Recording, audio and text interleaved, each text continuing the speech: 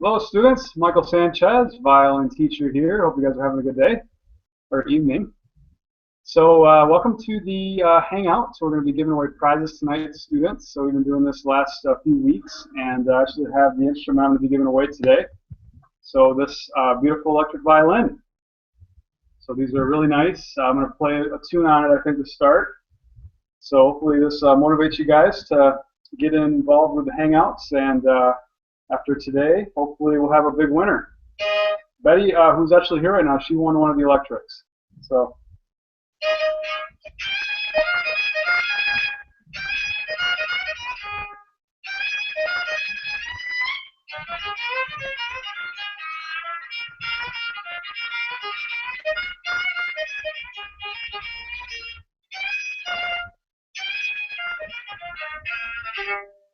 That's South's Gonna Do It Again by Charlie Daniels.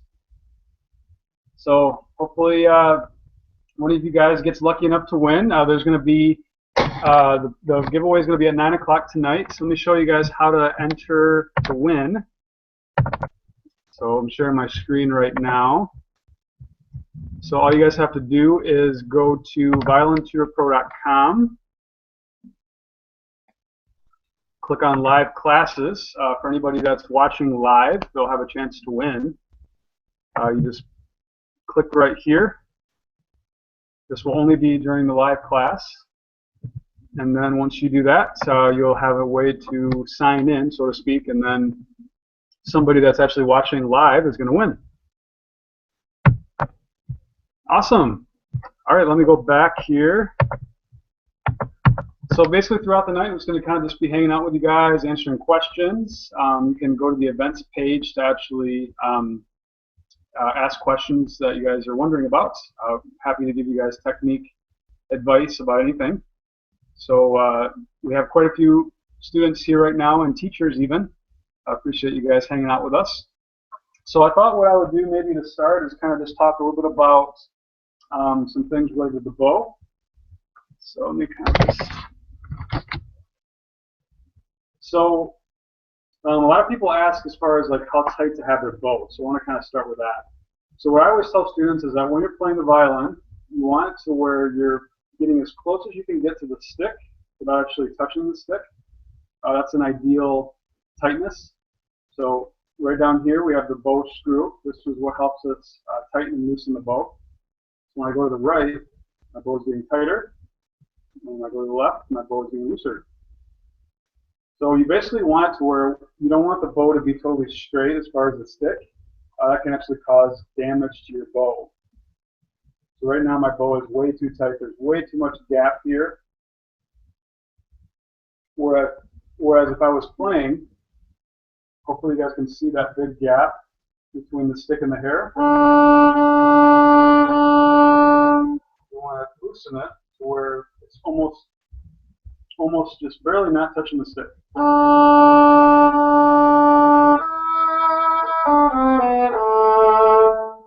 Like that. And when we have that perfect tightness, it's going to allow us to really get good sounds like crossing strings, as well as doing some various techniques. Let me go ahead and show you guys some different things with spiccato, which is basically bouncing off the string with the bow. So when my bow is too tight, if I loosen it, a lot more precise and a lot cleaner.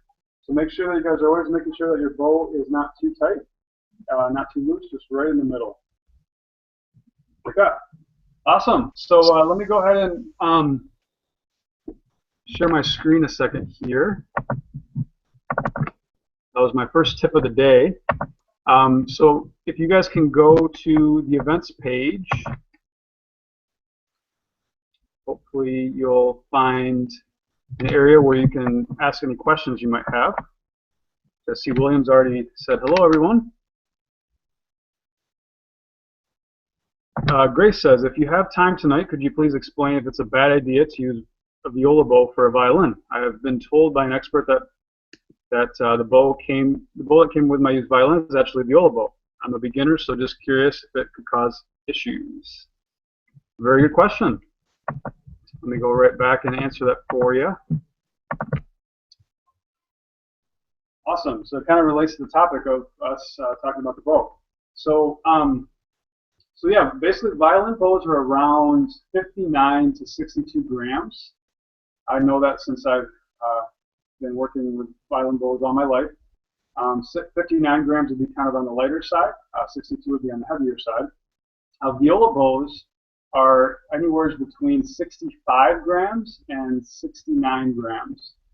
So right there, there's quite a big difference in weight. So you definitely want to make sure that you're playing on a violin bow if you're trying to play violin, and vice versa with viola.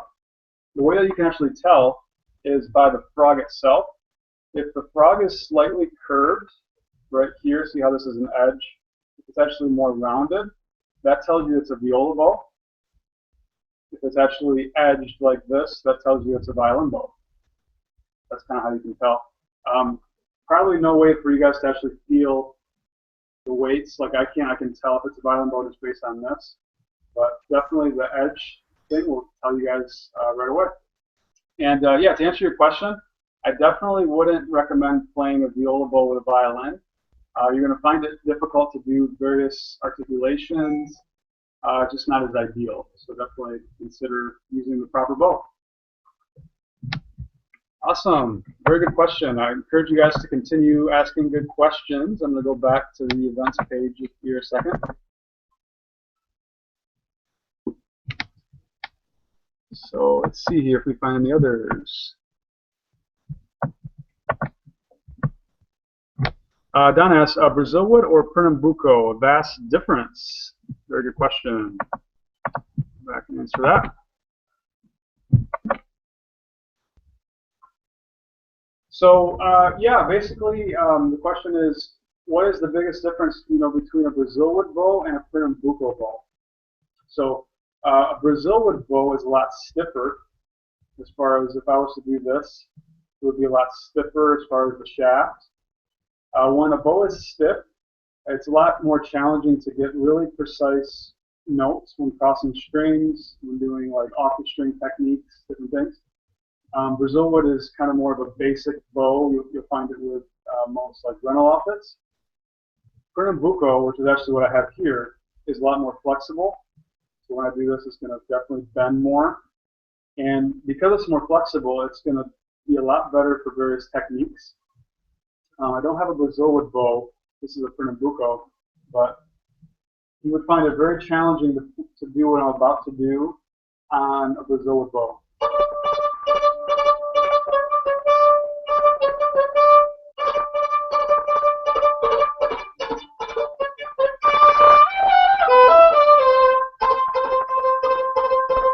It would sound more like if I grab the bow with it. So I sound like that. So yeah, it's really good to have a Pernambuco bow. They're not cheap, but they definitely do a player really good as far as them being able to create a cleaner sound. I normally recommend them to anybody that's looking into a really nice beginner violin, definitely intermediate, and for sure premium level violin. So hope that answers your question. So yeah, before we started, the people that are actually here right now, we're getting into some really good conversations. I hate to I hated to come on and shut them up, I guess, so to speak. But I'm actually more than happy to bring you guys on to ask any questions or just make any comments. Feel free to just, in the chat box, just let me know if you want to say something. I would love for you guys to get involved. When I used to do the Hangouts back in 2013, there's actually a lot of crowd participation. So, hey, Jill, looks like she wants to say something. Go ahead, Jill. You can unmute yourself. I can unmute you too.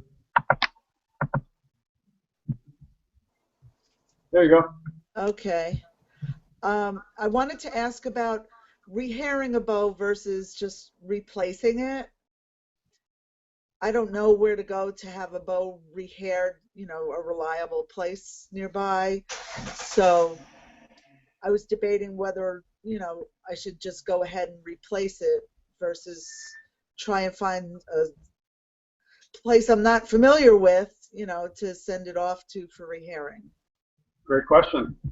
By the way, everybody, normally every class they get to know my cat. She likes to hang out and be the center of attention. This is my cat, Snowflake. She's a doll-face Persian kitten, so hopefully you guys like that. I'm sure she'll be on my lap and hanging around. So, yeah. So to answer your question, Jill, basically, there's kind of a certain point where I think it's better to get a rehair rather than get a new bow. It's really just about like the quality of the bow you have. So I would say if you have something that's worth, say, over $100, I would say that's kind of the borderline. Definitely over 200, I normally always rehair a bow. But if it's under $100, if it's something you got with a rental outfit, or it's not the best bow, I would say probably just replacing it. But if it's over a certain amount, then rehairs are good. Rehairs can cost anywhere from $35 up to about $60, depending on the area you're in and the quality of the rehair. If it's a less expensive rehair, I wouldn't jump for joy. That normally means it's not as good a quality. So normally if it's around like 45, 50 bucks, you're probably getting a good rehair. But that wouldn't make any sense if you have, a really cheap bow. So for example, this bow is about a $300 bow. If this was to start deteriorating as far as the hair, I would definitely consider getting it rehaired. So, What if you don't know? as far as the value? Right. Like I have my original bow that came with the violin. Oh, we lost you. Yeah, I think you were about to just kind of talk about you're not too sure of the quality or what type of bow it is. Normally, flexibility can tell you a lot. You can always look at the brand, like what's on the brand of the bow, and maybe do research to see like what kind of bow it is, or whatever. That's something you could do. But yeah, obviously, if you went to a store and you paid 200 bucks, then it's probably not a cheap, Brazil. I would hope it's not a Brazil wood. You were definitely overpaid. It's a Brazil wood.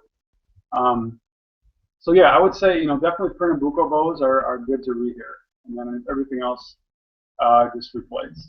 That's another kind of way to think about it. Sorry, I got bumped out for a minute there.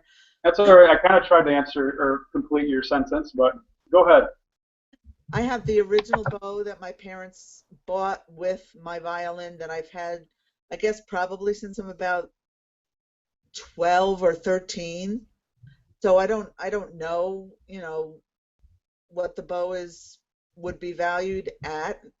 I mean, obviously in terms of longevity, I've had it for a long time, but I don't know if, like I said, if it's worth rehairing or if I should at this point replace it.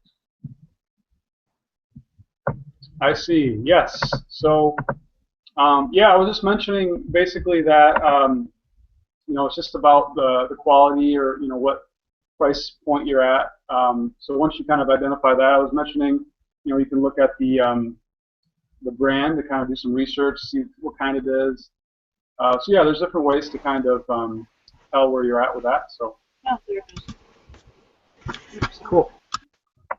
So yeah, it looks like we're having a little bit of trouble with maybe some outsiders being able to see the video.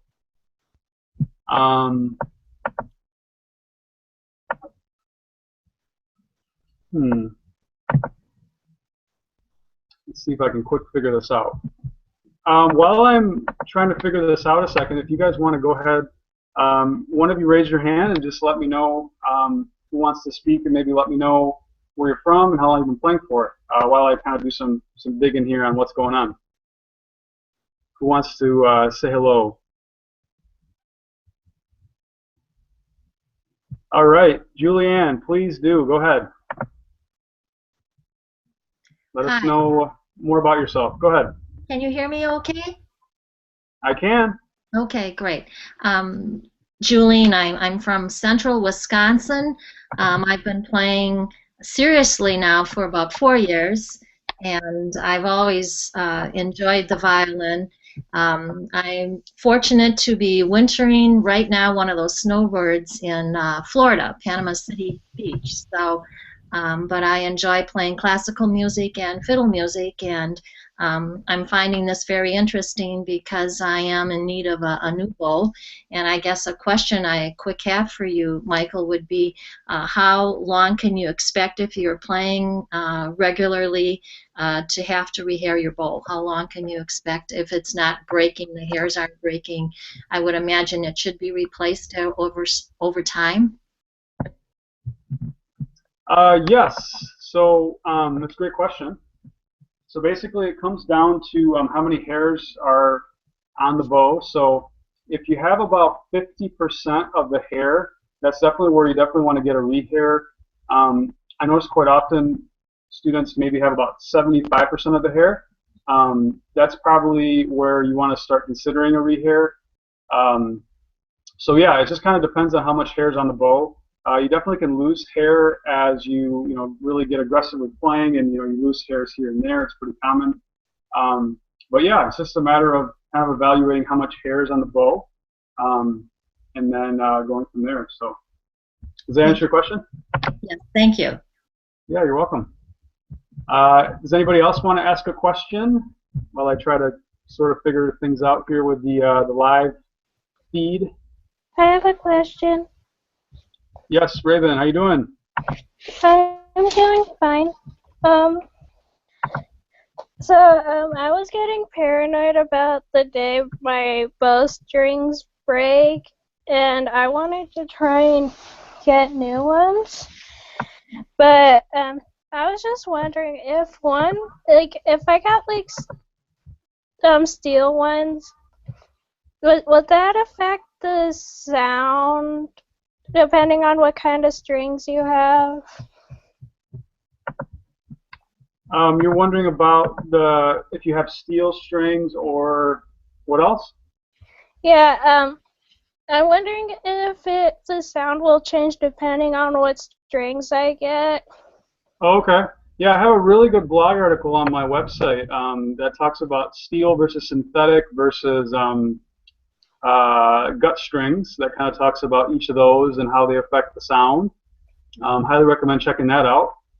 It's actually going to be on the home page as well. I have all my blog articles right on the home page. So Okay. check that out. Okay, hey guys, it looks like we're having some difficulty with everybody being able to see the class. I think we might have to restart. So I think I'm going to go ahead and try it just because there's a lot of people watching that are trying to view the class. I'm actually seeing no viewers. I thought that might have been a glitch, but apparently not. I think it's not hooked up to my YouTube feed. People trying to get in right now as we speak. So yeah, why don't we all kind of go to the events page and let me see if I can figure it out. So hopefully see you guys again here in a moment. If you guys want to go to the classrooms page, that should be kind of the area where hopefully we can get this figured out. And I can send you guys messages from there. Sorry.